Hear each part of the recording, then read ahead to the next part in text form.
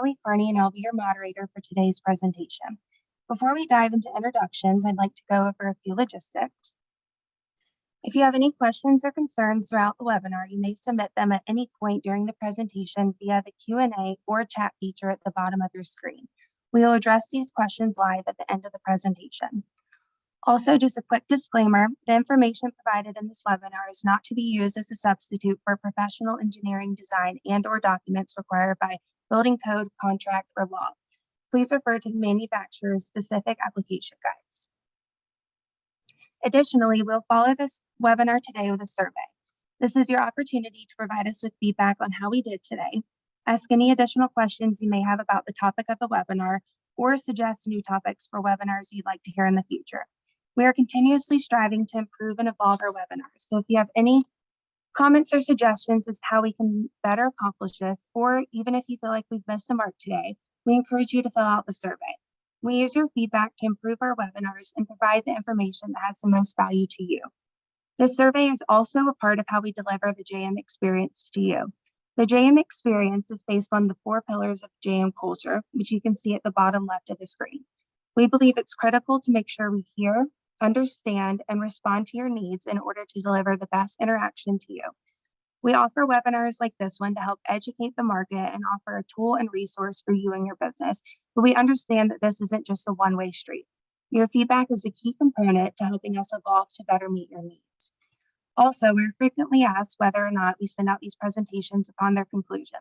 While we do not send out the presentation itself, we do post a recording of it online for you to watch at your convenience or share with your colleagues.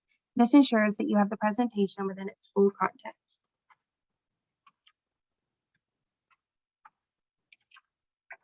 Now with that, we'll dive into some introductions. Joining me today is J.R. Babineau and Danielle Ashley. He's our research manager of building sciences located in Denver, Colorado.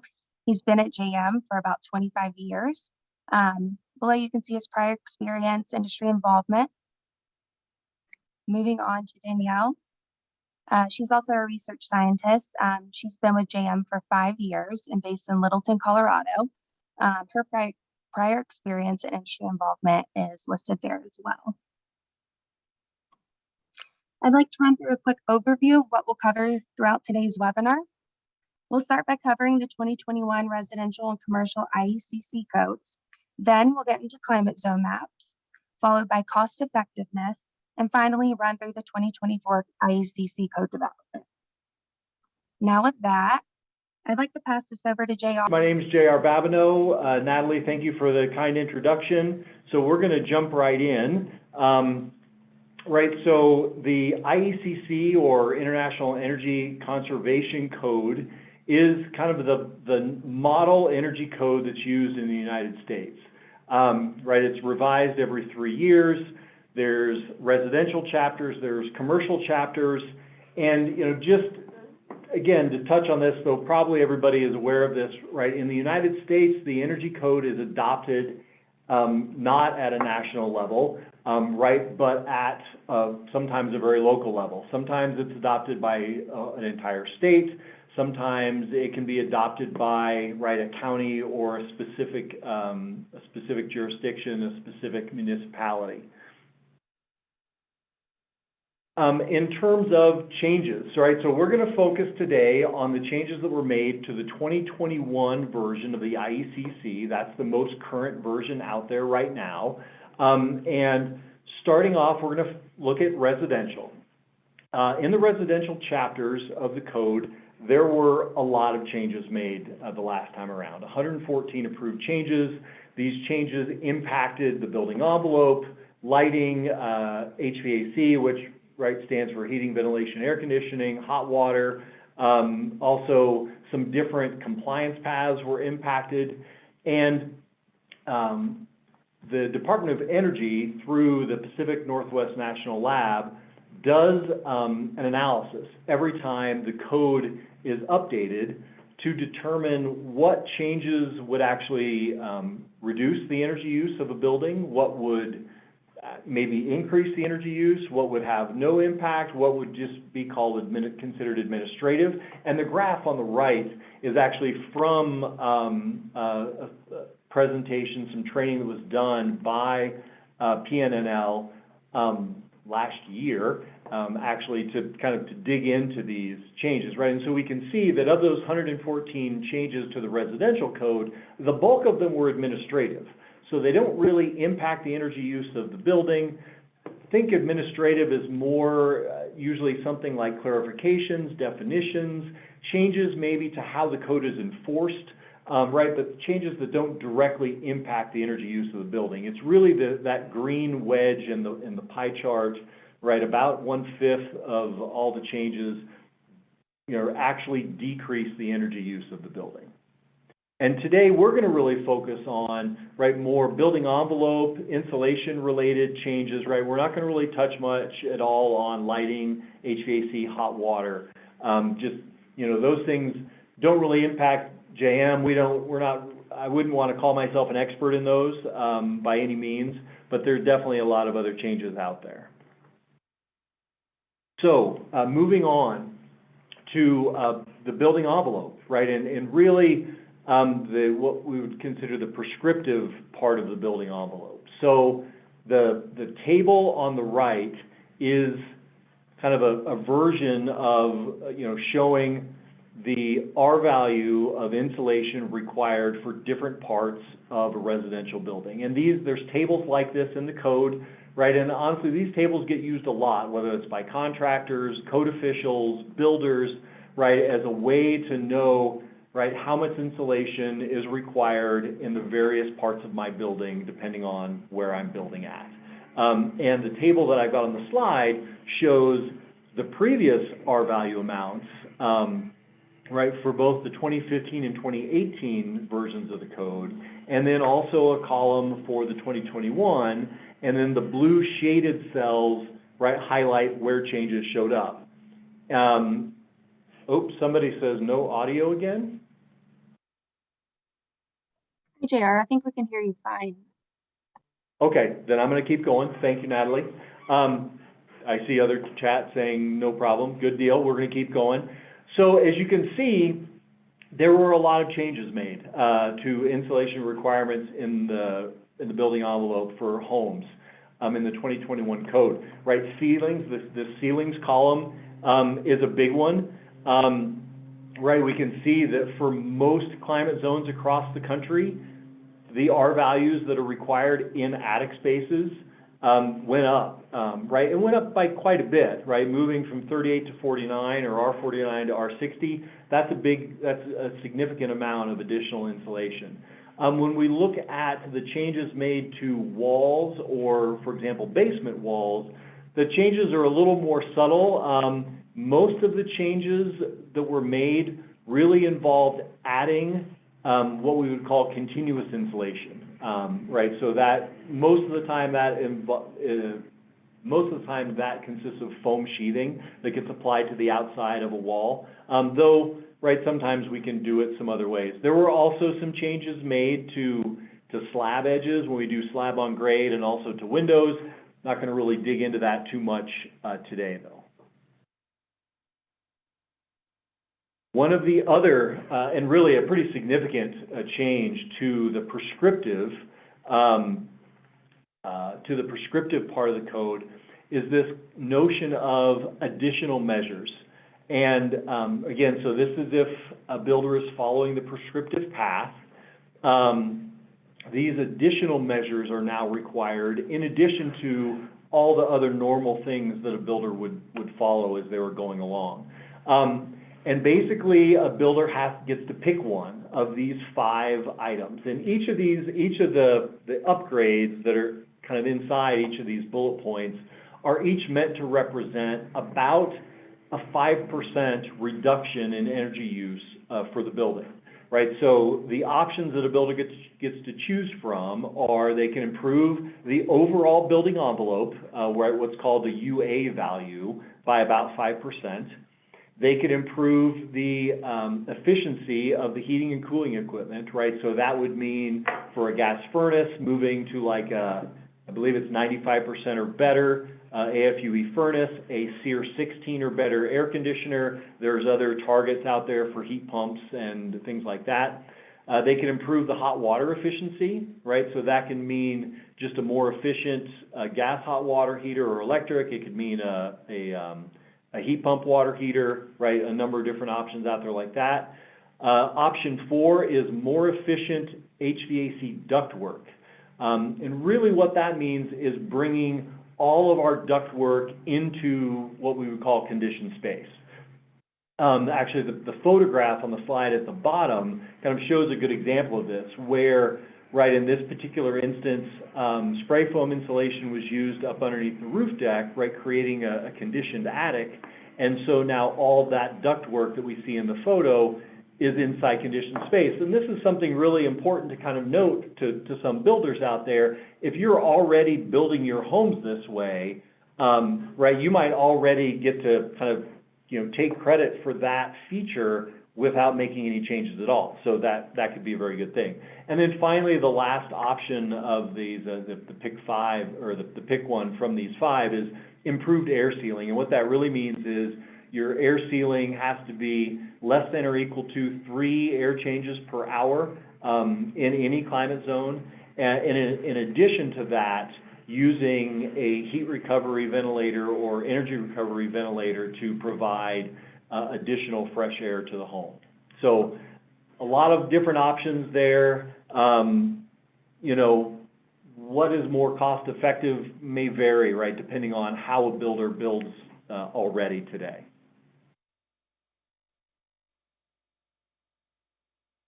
And kind of one of the last pieces on the residential path in particular is related to these other compliance paths. So, right, in addition to what we call the prescriptive path, there is a performance path in the residential part of the code and also an ERI path. And both of these compliance options involve the use of computer software to create, in the case of a performance path, an annual energy budget for heating and cooling and hot water use in the home. And on the ERI path, it's similar, right? There is kind of an energy budget that's made, but there's some additional math that's done so that you get what's called this ERI rating score. And the table on the slide shows how the ERI targets have changed between 2018 and 2021. So we can see, right, in 2018, right, they're organized by climate zone. The targets range from 57 to 62. Now in the 2021 code, they range from 51 to 55. So in some cases, a pretty significant decrease, right, in that target, which would mean a more energy efficient home is required. Some other really important changes, though, that didn't used to be there. Right, the performance path and the ERI path were both put in place to give builders more options, right, so that you don't always just have to build a building exactly the way the prescriptive code says you do, right, so long as you meet the intent, which is, right, a more energy efficient building. So the performance path and the ERI path both allow what we would call trade-offs, right? You can use maybe more or less insulation in one part of your building to maybe put in a better window somewhere else, or maybe use a more efficient air conditioner, right? And then the savings from that means you can dial back, find some savings in other places. And in the past, the performance path, it was pretty open in terms of how much you could trade off these different elements one against the other. But in the 2021 code, we've now got what's called a backstop. So the insulation levels and the window kind of performance ratings in the 2009 version of the IECC, those numbers, those now become kind of the mandatory minimum if you're doing performance paths. So you can't trade down any worse than what's in that version of the code, right? Regardless how good your air conditioner or your heating and cooling system or hot water system might be. There are some other things there. You see the second bullet point, this hot water compactness factor. We don't need to go into a lot of detail on that, but really all that's saying is that let's say a very large home with a very big and sprawling hot water system would be penalized under the performance path versus a home that is maybe smaller or that at least has got a more compact hot water piping layout. On the ERI path, again, these backstops were brought into place.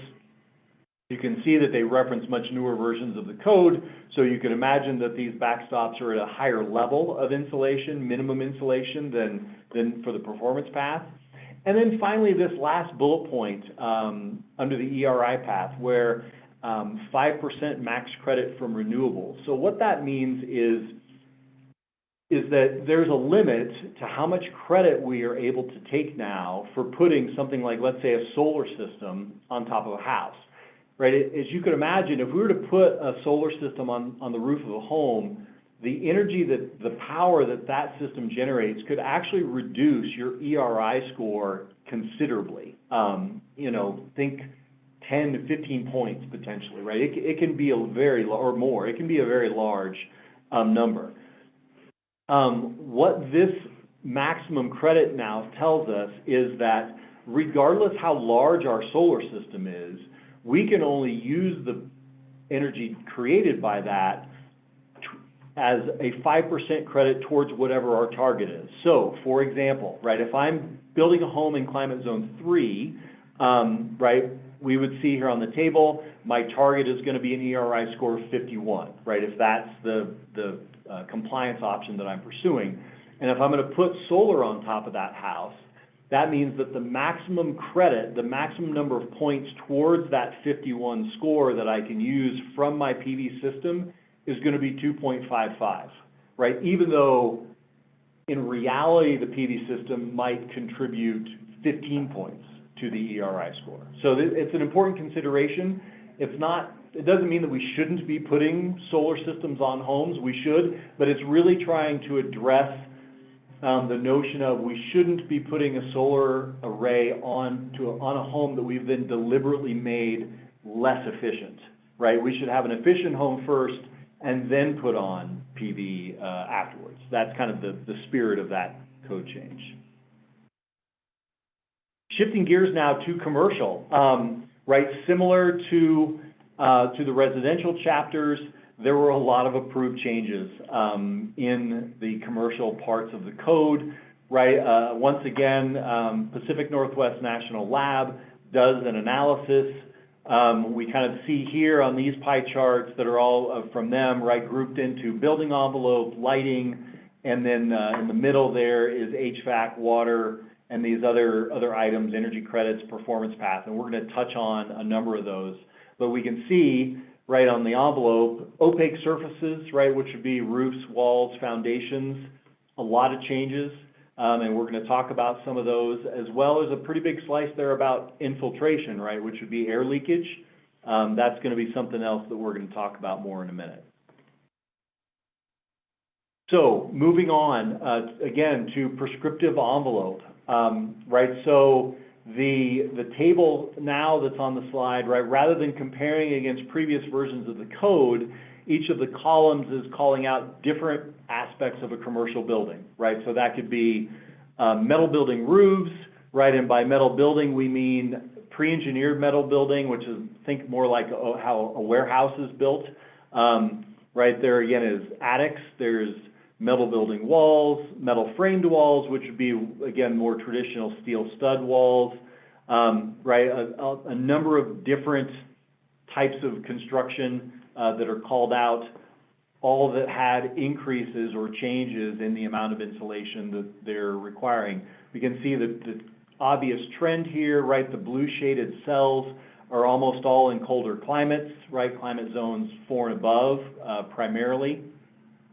And, it's important to note that the changes in insulation that show up in the new version of the IECC for commercial, one, they're mostly related, again, to continuous insulation, and they're mostly there to help the IECC kind of harmonize with another really commonly used energy code, which is ASHRAE 90.1. Right, that's ASHRAE 90.1 is actually another compliance path for commercial building, and a lot of these changes really just helped make these codes kind of agree with each other. Obviously, they don't have to, but that's what a lot of these changes did. One other important kind of change related to insulation is related to this last bullet point on the slide, and that is for roof insulation. So if we think about commercial buildings, most of the time they have what we would think of as a flat roof. It's actually considered a low slope roof. And the insulation, most of the time, is on top of the roof deck. So now, going forward, any insulation on top of the deck, kind of like what we see in this photo where they're laying down this second layer, has to be in at least 2 layers. And then the seams of the boards have to be offset, right? So the idea being, if we really needed 4 inches of insulation to get our R value target, right, we can't just put a single 4-inch thick slab down in 1 layer and call it a day, because right as that insulation heats and cools, and as the building moves over the course of the year, right, gaps can open up, and we don't want a gap between those boards to let us kind of see directly down to the roof deck, right? We always want there to be some layer of insulation in between, even if small gaps do open up over the course of service of the building. All right, some other key changes that happened in the commercial part of the code related to the building envelope. The first one is that now there's going to be required a certificate. Right, the image that's here in the center of the slide is really, right, more of the requirement that we see for homes, right? And the certificate for homes has been around for a long time, where we have to declare what's the R value that's been installed into the various aspects of the building envelope, right? The walls, the ceiling, the floor, et cetera. We've got to state, right, what are the performance factors of the windows, the doors, skylights, what's the air leakage result, right, if an air leakage test was done. Well, now we have to do that on commercial buildings as well. You could imagine that certificate will very likely be much longer and larger than for just a home, right, given the variety of materials and elements that can be in a commercial building. But this is definitely a change that's coming. And then also I wanted to highlight air tightness and air leakage testing. Again, we saw back on that pie chart, right, a number of slides related to, or changes related to air infiltration. And right, we see in this photo, right, kind of an example of how you might do a blower door test on a commercial building, right? So for a home, we might see only one of these fans, right? But a commercial building, much bigger volume, and so we would necessarily need to be doing this. Real quickly, I will address that question. Yes, this is only for new construction at this point. So that's an excellent question. And the targets for air tightness for commercial buildings are different. They use different metrics. It ends up being so many cubic feet per minute of air leakage per usually square feet of building envelope. Though sometimes it can also be in terms of square foot of conditioned space. So, right, so the metrics are a little bit different. It's not just the air changes per hour we think about when we think of homes, but certainly the intent is the same, is to get our commercial buildings more airtight than they have been by a long shot. All right, last big change that we're going to talk about for commercial buildings. First, performance path. Right, performance path for commercial buildings is similar to the one for residential buildings, except that, as you can imagine, the software, the energy model required ends up being much more complex. In the 2021 version of the code, the new target is that the energy budget for your proposed building cannot be more than 80% of the energy use of the baseline building. Or think of it another way, your building has to be 20% better than the reference building that you're compared against when using the performance path. And the final piece that I wanted to touch on commercial buildings today is this notion of energy credits.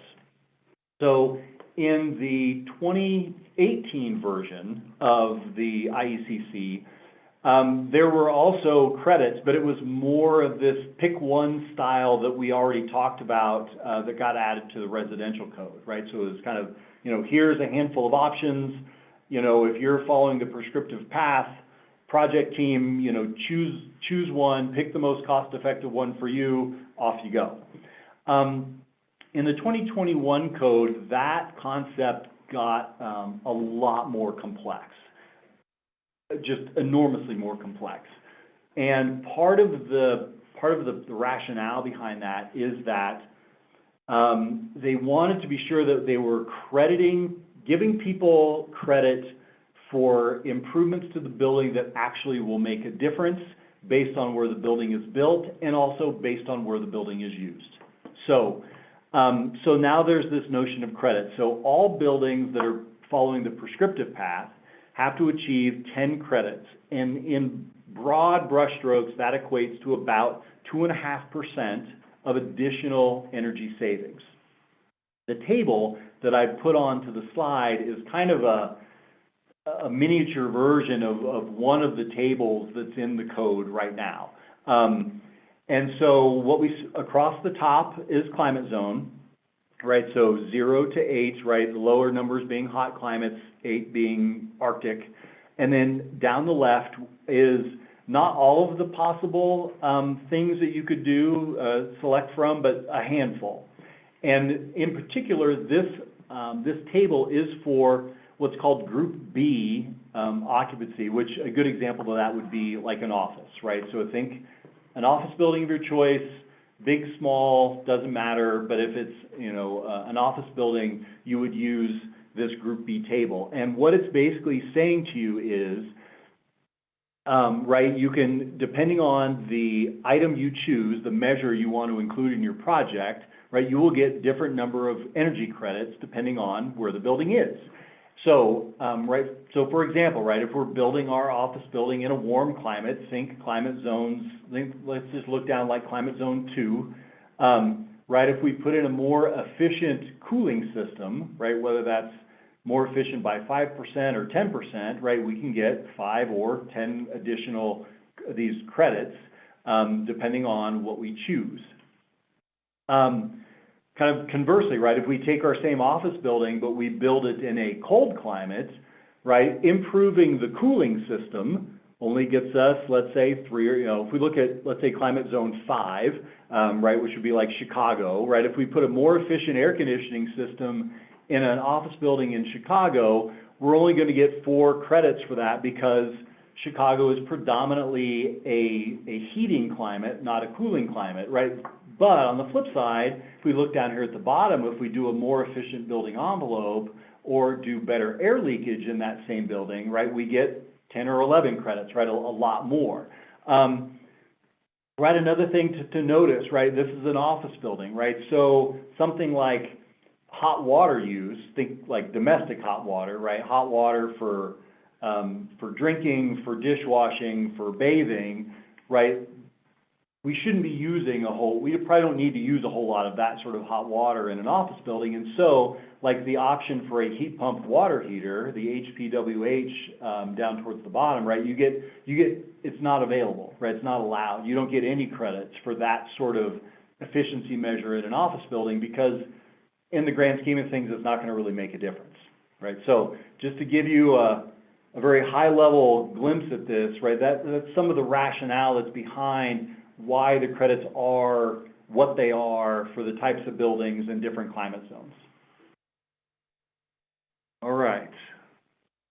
Now, shifting gears a little bit, updated climate zones. This is another pretty significant change, right? So the energy code, right, whether it's the IECC or ASHRAE 90.1, right, it's all the backbone of the energy code are climate zones, right? Because where we build our buildings, right, and the heating and cooling loads that are kind of experienced by our buildings due to the climate, right, just plays a huge role in how much energy is needed for our buildings to keep us comfortable. ASHRAE Standard 169 is actually the standard out there that kind of defines climate zones based on heating and cooling load that a building experiences. And in the United States, those climate zones are defined at the county level.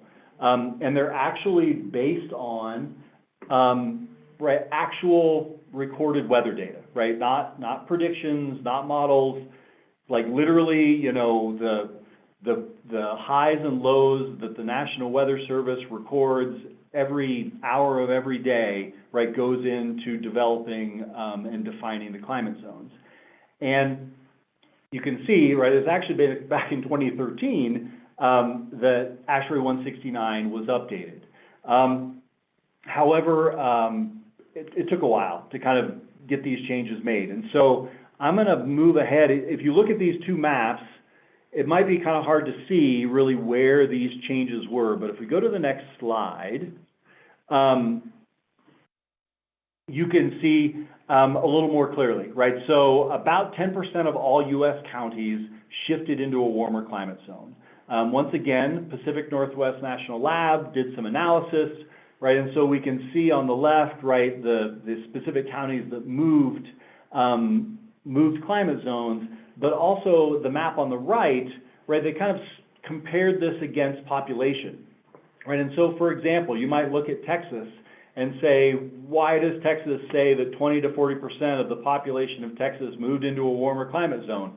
Well, it's because that little cluster of counties in northwest Texas that's shaded red, that's the Dallas-Fort Worth Metroplex, right? And that area is now, as of the 2021 code, in climate zone 2 instead of climate zone 3.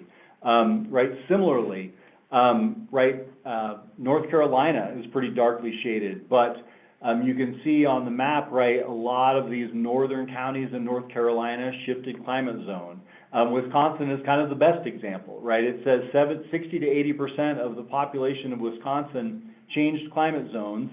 And if we look over on the left map, we see about the bottom third of Wisconsin, which includes, you know, cities like Milwaukee and Madison, right, all moved into climate zone 5. They had been in zone 6.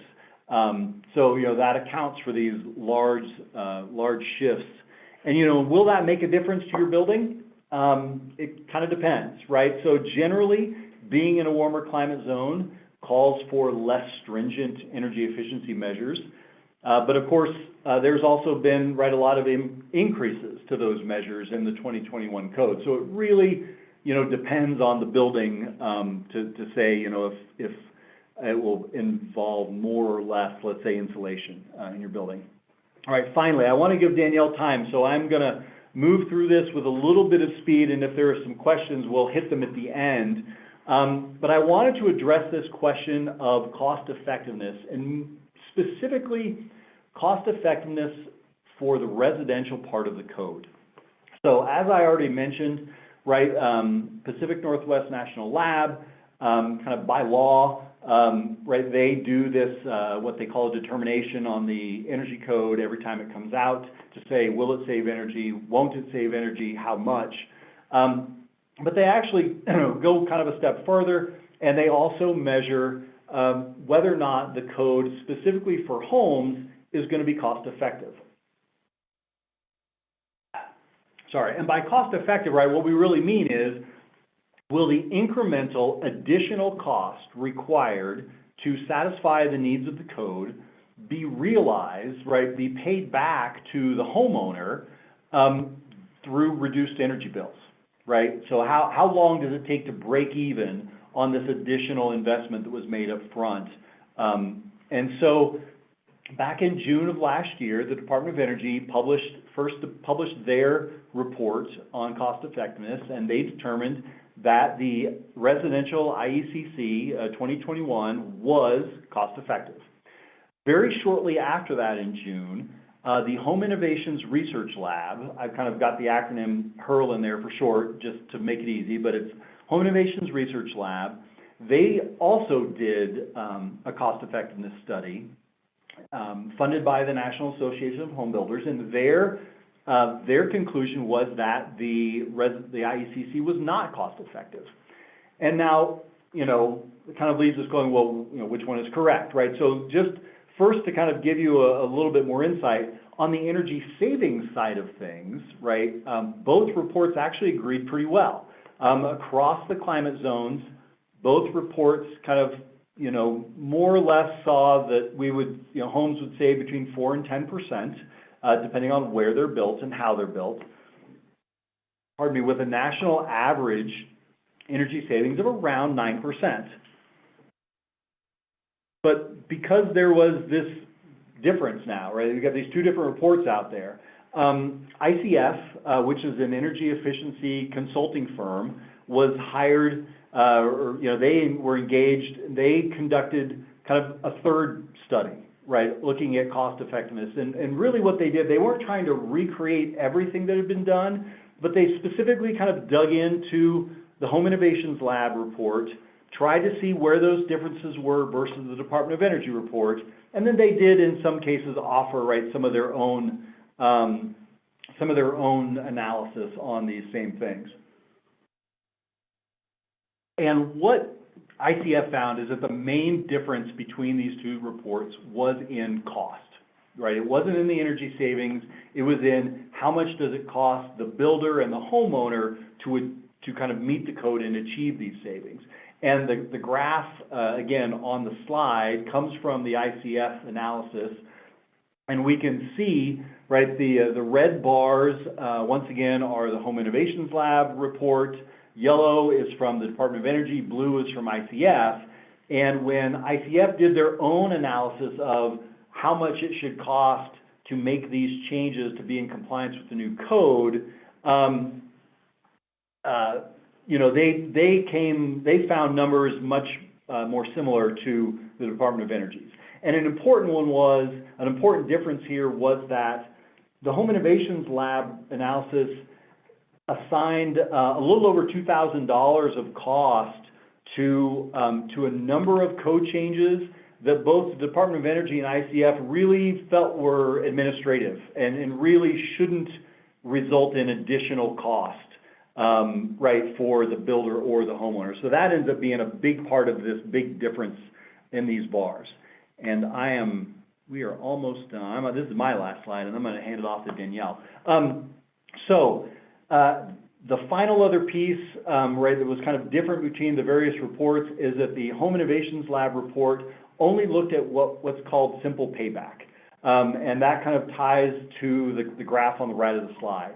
And what simple payback really just means is we're going to look at how much additional cost does it cost us up front versus what energy savings do we get in year one, and then do kind of a simple division of those numbers to say, okay, then how many years with that amount of savings will it take us, right, to pay back the initial investment? And simple payback is fine, but it doesn't really account for, right, inflation in energy costs. It doesn't account for just the time value of money. It doesn't account for the fact that some measures, right, think like a more efficient air conditioner, right, that piece of equipment actually, ends its useful life before the building does, and so then you've got to replace it. And so a better metric, and the metric that the Department of Energy uses, and the metric that also ICF kind of looked at again as well, is called life cycle cost. And life cycle cost kind of accounts for all of these things a little bit better. And the important message here is that when you take into account, right, actual market costs for the energy code, right, to be in compliance with the energy code, and if you do a life cycle cost analysis on those investments and the energy savings from them, we get kind of the conclusion from both the Department of Energy and ICF that the residential IECC is actually cost effective, right, despite other things that you might hear or read elsewhere. And so with that, thank you all for your patience. I'm going to pass it over to Danielle, and she's going to take it away. All right, thank you, everyone. I will try to make this somewhat brief to make sure that we have time for questions. But the next few slides that I have are really just to give people an overview of how the 2024 International Energy Code will be developed. So as JR mentioned, this will be the national model-based energy code. And there are some exciting changes for 2024. The requirements for the 2024 code are that there must be some improved energy efficiencies compared to the 2021 version. And there are also requirements to identify a glide compliance path that's really looking towards the ultimate goal of defining a zero energy compliance path. So those are the main tenets for the 2024 code. And I have a few more slides on a change, a new, I guess, caveat to how those codes will be developed. And what the International Code Council decided to do, and this will be the first cycle where this is done, but the codes will be developed through a consensus committee process. So essentially, the intent was for committee membership to represent a diverse array of experience, in building types and energy efficiency strategies, as well as to make sure that diverse racial, gender, and socioeconomic interests were accounted for, as voting members were identified to participate in the committees. And I have just a very brief list over to the right to give people an overview of some of the interest categories that were defined. And these interest categories are used and assessed to make sure that the committee membership is balanced across these groups. Really the intent is to make sure that no one group dominates the development of the 2024 code. So for the 2024 consensus committees, there are separate committees for the commercial and the residential energy codes.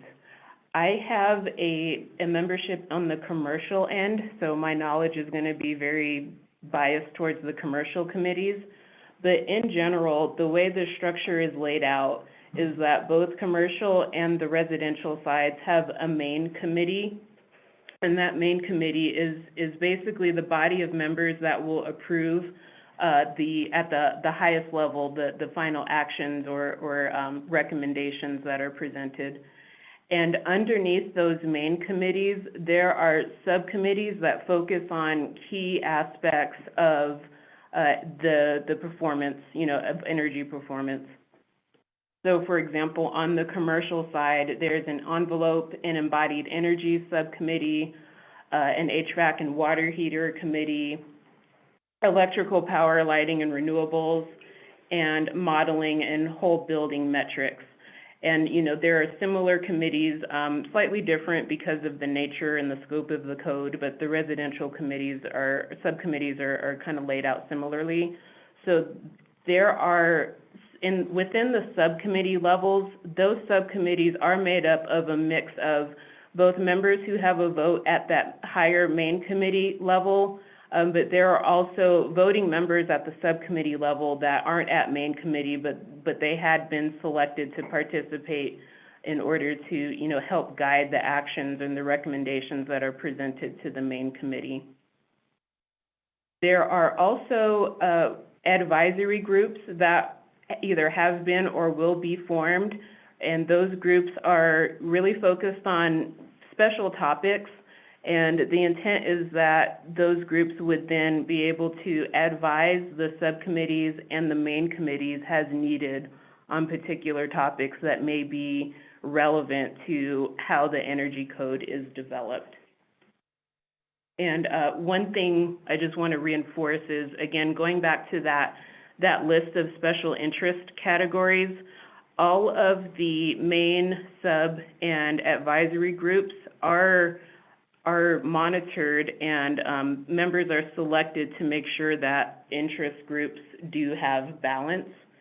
And I have just a very brief example in case, the visual helps. This slide shows an example of two of the commercial subcommittees. The bottom left is the Modeling, Whole Building Metrics, and Zero Energy subcommittee. And the illustration on the bottom right is the Envelope and Embodied Energy subcommittee. And these images just give a visual breakdown of the total number of votes coordinated by different interest groups. And so, you know, within both of these committees, the mix is a little bit different, but overall, there's still no way for one interest group to you know, take over the voting action at committee level. So looking towards 2024, there's a lot of work to be done to get to that final version of the code. The activity kicked off late last year in the fall, and the way the 2024 code revision will be developed is that the 2021 IECC is basically the standard revision. That's the starting point. And from there, code change proposals, or they're commonly just referred to as CCPs, they were basically collected based on public input. Public input was solicited in the fall of 2021. And so from there, once the full list of code change proposals were generated, they were distributed to the subcommittees as appropriate. And one thing that is unique and possibly a little bit stronger with this approach is that the subcommittees have the ability to combine code change proposals that are irrelevant or that coordinate well, and the subcommittees also have the ability to draft combined code change proposals. But essentially, through this process, every code change proposal has to be addressed. And once all of the subcommittees have made their recommendations and those recommendations go through the main committee level, the first public draft will be issued. And that gives anyone in the general public the option to then see that public draft, which would then potentially be the new 2024 version. And there will be comment periods open so that the subcommittees and the main committee can address any comments during the public draft period of the cycle, ultimately rolling through till the final draft. And in order for the final draft of the 2024 code to be released as the official version, that will require a 2/3 majority vote at main committee. And in the interest of time, I won't go through this schedule in detail, but just note that there's a lot of activity happening. It's been a huge crunch with the ultimate goal of getting the first public draft issued roughly this summer.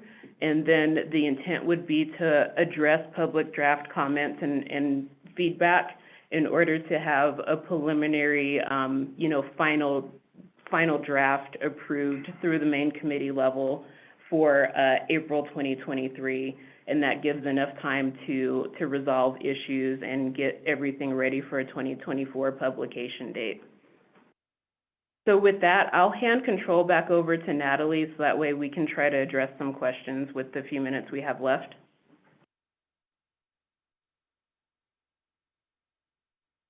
Okay, thank you both. Before we get into some questions, I'd like to take a few minutes to go through some additional resources we have for you guys. First and foremost, we maintain all of our informational resources on an online portal called The Source. This is where you'll have free access to our recorded webinars, blogs, product documents, trainings, and tools. We also have additional training modules that you can use to learn more about JM products, from what they are to how to install them. There's a full library of helpful documentation on The Source, so we strongly encourage you to browse this section if you're looking for detailed information about our products or leading industry issues. Also, follow us on social. Our Building Insulation LinkedIn page features the latest news and insights. Our YouTube channel hosts many informative videos, and our Insulation Intel Twitter account provides an industry-wide look at current trends and news. Finally, I'd like to highlight JM Tech Connect. The Tech Connect team is available to all JM customers online, on site, and on call. Whether you need help with installation, troubleshooting, parts and equipment, or even specifying questions, our experts are here to help. For anyone who attended today, you will receive a certificate of completion after the webinar that may be submitted for professional development hours. This will be sent to you via email and should be in your inbox by next week. Again, a recording of this webinar will be posted on the source within the next couple of days. When it becomes live, we'll send you a link for direct access. So if you miss any part of the presentation, if you'd like to view the webinar a second time, or feel the content might be relevant to a colleague, you'll be able to access it on demand online. And with that, we will dive into some questions. JR and Danielle, I'm just going to open these up to you guys. We will start with, does the code address evaporative coolers utilized in very dry climates such as that in Arizona? Okay, so, I mean, I don't believe it addresses that like in a prescriptive way, but certainly if you were, doing performance path or ERI path, I'm pretty sure those the software tools out there, like, I believe they do include features like evaporative cooling. So yes, you kind of can get credit if you take the right compliance option. Great, thank you. How can the performance path be used on existing construction where only a portion of the building envelope is being replaced? I'll address that too, because the software tools out there can, if you wanted to use that approach, right, the software path can do that, or the software tools, right? You basically, like, where your new part of the building connects to the old part of the building and there's not going to be any changes made, in the world of software, you can just kind of put a pretend surface that has no environmental load on it, right? So that's kind of one way that can be done. And an energy consultant kind of ends up being the expert for that sort of thing. Great, thank you. Danielle, this one looks like it's for you. Who chooses the voting members of the committees that you spoke about? Yeah, so I didn't really touch on this, but there is an executive committee that is made up of members from the International Code Council, and they ultimately form a executive group that they reviewed the membership application and then selected members, based on those applications that they received, and again, with the intent of attaining balance. So ultimately, it comes up to the executive members of the International Code Council. Okay, thank you, Danielle. Is the requirement for 2 layers going to be required for roofs over unconditioned spaces? So in general, right, if you're over just straight up unconditioned space, you usually don't have to put in the insulation at all. But I would say, so let's say you've got, right, just a roof on a big building and part of it is over unconditioned and part of it's not, and you're just doing your roof all in one way, the 2-layer requirement actually would still apply, because the way it's written in the code is that for any, like, all insulation that's above deck like that, it just says it must be in at least 2 layers. So if you were going to put it at all, it would have to be in 2 layers. So if you want to kind of avoid that because of that situation, I would say step it down to 0 in that spot. Great, thank you, JR. I think we have time. We'll hit about 2 more. Could you guys discuss the net loss of R value for metal stud walls?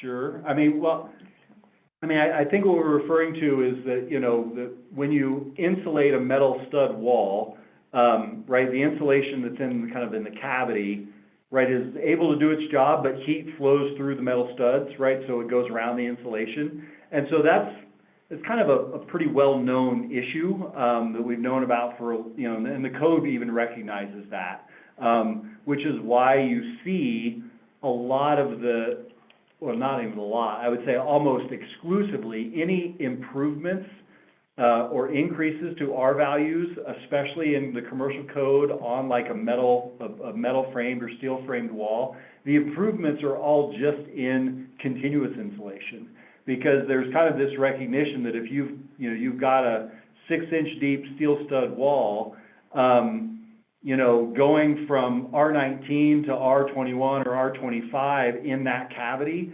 doesn't really make a lot of change to the overall performance of the wall, right? Better to put more insulation exterior that covers that framing, so that you don't get the thermal bridging. So I think that's where that question was coming from. And so hopefully the answer squares up to that.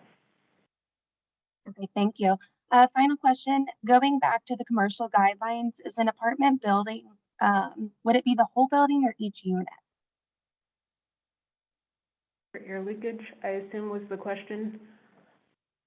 And if I understand the question correctly, air leakage testing, at least moving forward, I believe that there will be some guidelines on how many dwelling units need to be tested per square foot area. But that's going to kind of depend on the building size and the number of dwelling units within. Rather, all the dwelling units would need to be tested, or rather a subset of them. But again, that's looking, I have a 2024 code change proposal in mind, and so I think, JR, if that's not right for 2021, please correct me.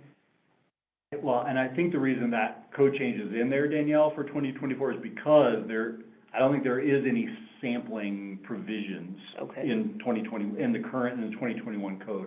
But to that question also, it's broken out actually. The air leakage limits vary a little bit by occupancy, and so group R, right, which is like high-rise residential sort of stuff, I believe there's targets around per dwelling unit is how that's, I may be speaking out of school, but I'm pretty sure it's by dwelling unit, because, you know, that ends up being in that sort of occupancy the important part of it, right? Not necessarily the whole building air leakage.